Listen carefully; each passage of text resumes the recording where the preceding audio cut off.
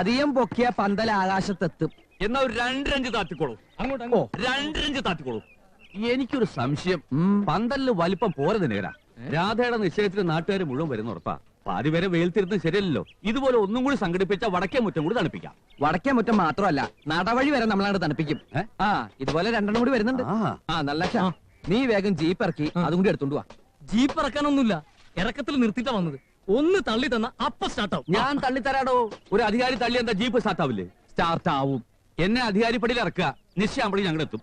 ചെക്കന്റെ ആൾക്കാർ ഇങ്ങ് എത്തുന്നതിന് മുമ്പ് അധികാരി എത്തണം. എത്തും എന്നാ മാഷോടൊന്ന് പറഞ്ഞിട്ട് പോവാം. മാഷേ, മാഷ് രാവിലെ തന്നെ വീണ്ടും കിടന്നു. അച്ഛൻ കിടക്കല്ല, ഇരിക്കുക. അത് മനസ്സിലായി. ഇരുന്നുറങ്ങിയാലും കിടന്നുറങ്ങിയെന്നാ വിവരമുള്ളവര് പറയാ. ആരായി ഇരുന്നുറങ്ങണമെന്ന് അറിയോ ദിനകരന്? അധികാരിക്ക് എന്താ തലയ്ക്ക് വല്ല അസുഖമുണ്ടോ? അതെന്റെ അച്ഛനല്ലേ. ഇനി അച്ഛനല്ല എന്ന് പറയാൻ പോവാ? ഏയ്, സത്യം പറഞ്ഞ അച്ഛൻ തന്നെയാ. എന്നാലും ഒരു അച്ഛാന്ന് വിളിച്ചാ പോരാ, കോടാനുകൂടി അച്ഛാന്ന് വിളിക്കണം. അത്രയും സത്യസന്ധനും നീതിമാനും ധർമ്മിഷ്ണുമായ ഒരു അച്ഛനായത്. കുളി കഴിഞ്ഞ് ചന്ദ്രപ്പൊട്ടും തൊട്ടുള്ള ഇരിപ്പ് കണ്ടില്ലേ? ഈ നേരത്തെ യാത്ര പറഞ്ഞ മാഷെ ഞാൻ ഉപദ്രവിക്കുന്നില്ല. പോയിട്ട് വരാം.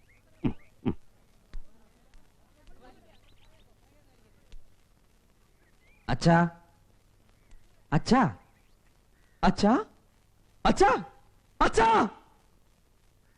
എന്താടാ? ഉറങ്ങിയതാണോ കാറ്റ് പോയതാണോ നോക്കിയതാ. കാറ്റുണ്ടോന്ന് അറിയാൻ എന്തിനാടാ രാമനാമം ചെല്ലണ പോലെ അച്ഛാ അച്ഛാന്ന് വിളിക്കണേ? മൂക്കില് വിരല് വെച്ച് നോക്കിയാ പോരെ? അച്ഛൻ ഒരച്ഛനല്ല, ഒരുപാട് അച്ഛനാണെന്ന് അധികാരി പറഞ്ഞു. അതുകൊണ്ടൊന്ന് വിളിച്ചു നോക്കിയതാ. ഇനി അച്ഛൻ ഉറങ്ങിക്കോ. മോന്റെ അച്ഛൻ ഹാവു എന്റെ ഇടത്തേ, ഞാൻ ഇനി ഇത് എവിടെയാ പോയി തെരയ? അതാരുടെ കാല? എന്റെ കാല. ചെറിയമെന്താ ഇവിടെ? നിന്റെ കാലുമേ പാദസരം ഉണ്ടായിരുന്നല്ലോ, അതെവിടെ? അത് കുളിക്കുമ്പോ ഞാൻ അഴിച്ചു വെച്ചു. അസലായി. ഇന്ന് നിന്റെ കല്യാണം നിശ്ചയിട്ട് അത് അഴിച്ചു വെക്ക. അതൊക്കെ ഇട്ടിത്തിരി ശബ്ദം ഉണ്ടാക്കടേ. ഏടത്തിയുടെ നിലവിളക്ക് കട്ടിലിനിടയിലുണ്ടോ ദിനകരൻ പറഞ്ഞിട്ട് അതിവിടെ കാണാനില്ലല്ലോ. ആരെങ്കിലും കട്ടോണ്ട് പോയോ ആവോ? നാട് നിറച്ച് കള്ളന്മാരാ. എന്താ ചെയ്യാ? അതിനാല് വിഷുക്കണി വെക്കാൻ ചെറിയച്ഛൻ കൊണ്ടുപോയതല്ലേ, പിന്നെ ഇങ്ങോട്ട് വന്നിട്ടില്ല. ഓ,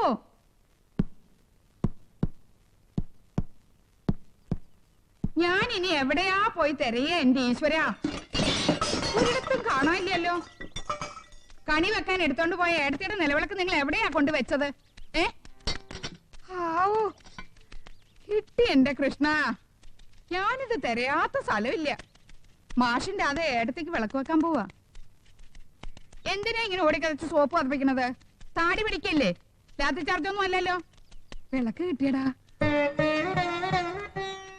ഇത്തിരി പുളിയും എണ്ണയിലിട്ട് ഒരു പിടി പിടിച്ച ഏട്ടത്തിന്റെ കളർ വെക്കും. തിളങ്ങും. ഇത്തിരി മഞ്ഞളും മസാലപ്പൊടിയും ചേർത്ത് കടുകും കൂടി വറുത്തിട്ട് ആ ഏടത്തിയുടെ വാസനയും കിട്ടും. ഈ വീട്ടിൽ എത്ര വിളക്കുണ്ട്, ഇത് തന്നെ അങ്ങോട്ട് കത്തിച്ചു വെക്കുന്നത് ഇവൾക്ക് എന്താ അത്ര നിർബന്ധം? ശരിയായിട്ട് ഇത് തന്നെ കത്തിക്കണമെന്ന് എനിക്ക് നിർബന്ധ. എനിക്ക് മാത്രല്ല, ഏട്ടത്തിക്ക് നിർബന്ധ. അച്ഛൻ ചെറിയൊരു മയക്കത്തിലാ. അയ്യോ, ഒന്നുമില്ല, ഉറങ്ങുക. ഇന്നലെ രാത്രി ഒരു 5 മിനിറ്റ് പോലും അച്ഛൻ ഉറങ്ങിണ്ടാവില്ല. ഉറങ്ങൂല്ല. ഇന്ന് നിശ്ചയം കഴിഞ്ഞ് കല്യാണം കഴിയണ വരെ നിന്റെ അച്ഛൻ ഉറങ്ങൂല്ല, ഉറക്കം വരൂല്ല. മാധവൻ തട്ടാന്റെ അടുത്ത് രാധയ്ക്ക് ഒരു കമ്മല് പണിയാൻ കൊടുത്തിട്ടുണ്ട്. ഞാനത് വാങ്ങിയിട്ട് ഇപ്പൊ തന്നെ ഇങ്ങോട്ട് വരാം. എത്ര പവന്റെ കമ്മല്? 2 പവന് 1/2 പവൻ കുറയും എന്ന് വെച്ചാ 1.5 പവൻ. എന്നാ പിന്നെ 6 പവന് 4.5 പവൻ കുറയുമെന്ന് പറഞ്ഞോളെ. കേൾക്കുമ്പോ ഒരു അന്തസ് ഉണ്ടാവില്ലോ. പൊന്നിന്റെ കാര്യമാവുമ്പോ ഇത്തിരി കൂട്ടി പറയണേലും ഒരു തെറ്റുമില്ല. ഏടത്തിയുടെ നിശ്ചയത്തിനും ഇതുപോലെ അച്ഛൻ എന്നൊരു കമ്മല് പണിതു. അതും 2 പവന് 1/2 പവൻ കുറവായിരുന്നു. വിഷമം വന്നപ്പോ ഓരോന്ന് പോയ കൂട്ടത്തില് ആ കമ്മലും തുമ്പശ്ശേരിക്കുറിപ്പ് കൊണ്ടുപോയി. പോലീസ് വേഷം കെട്ടി താടിയും പിടിച്ച് നിക്കാൻ നല്ലാണ്ട് ആ തുമ്പശ്ശേരിക്കുറിപ്പിനെ തളയ്ക്കാൻ നിങ്ങളെ കൊണ്ടൊന്നും കഴിയണില്ലല്ലോ.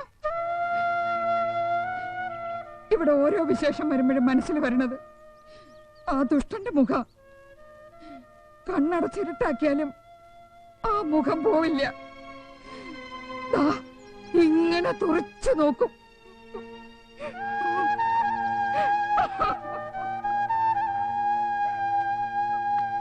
ഇന്നിവിടെ രാധയുടെ നിശ്ചയം നടക്കുന്ന കാര്യം തുമ്പശ്ശേരി കുറിപ്പ് അറിഞ്ഞിട്ടുണ്ടാവോ? ആരും പറഞ്ഞിട്ടില്ല, എന്നാലും അറിയാണ്ടിരിക്കോ? എന്നാ കമ്മല് വാങ്ങാൻ പോണ വഴിക്ക് നീ ആ തുമ്പശ്ശേരി കുറിപ്പിന്റെ അന്തരീക്ഷം കൂടി ഒന്ന് മണത്തുപിടി. സമയം നോക്കി നെഞ്ചത്ത് കുത്തുന്നവനാ കുറിപ്പ്. നിന്റെ അച്ഛന്റെ മനസ്സിൽ നിന്ന് തുമ്പശ്ശേരി കുറിപ്പുണ്ടാവും. അതാവും രാവിലെ ഇങ്ങനെ തൂങ്ങിപ്പിടിച്ചിരിക്കുന്നത്.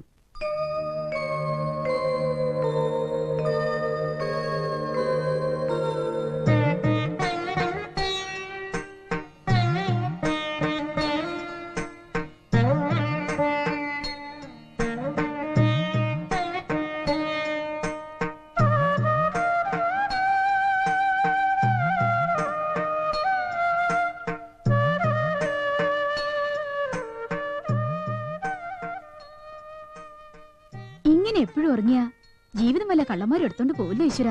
ഏയ് ഉറങ്ങാന്ന് ആരാ പറഞ്ഞത്?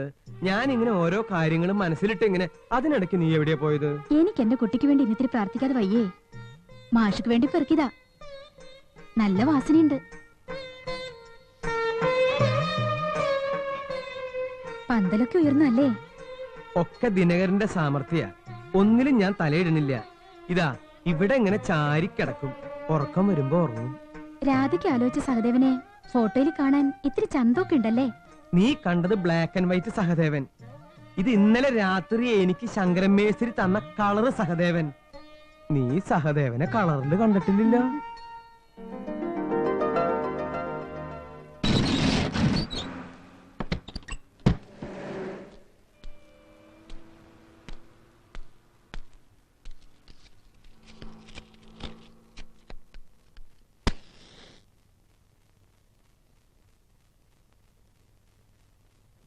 കൃഷ്ണ, 11 വർഷമായി നമ്മൾ തുറക്കുകയും അടക്കുകയും ചെയ്യുന്ന എൻ്റെ സ്പെയർ പാർട്സ് കടയുടെ ഷട്ടറാണ് ഞാനിപ്പോൾ ഉയർത്തിയത്.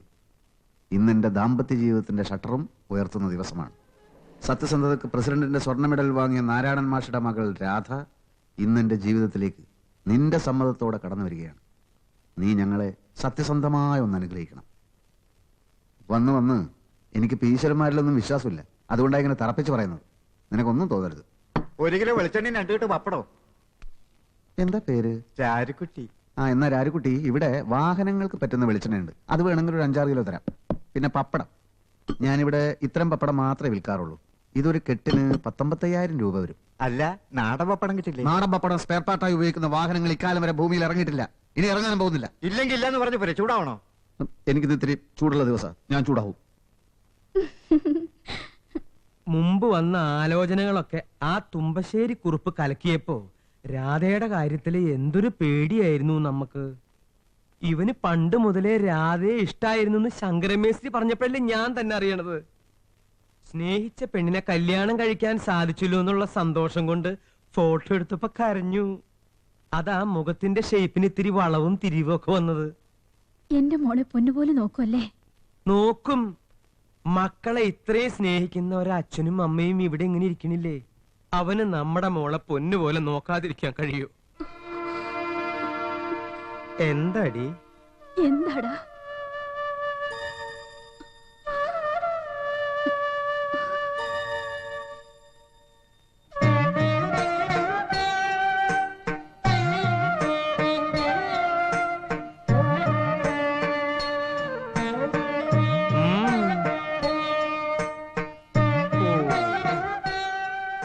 ഇവളെന്താ ഈ കഥകളി ആടണം?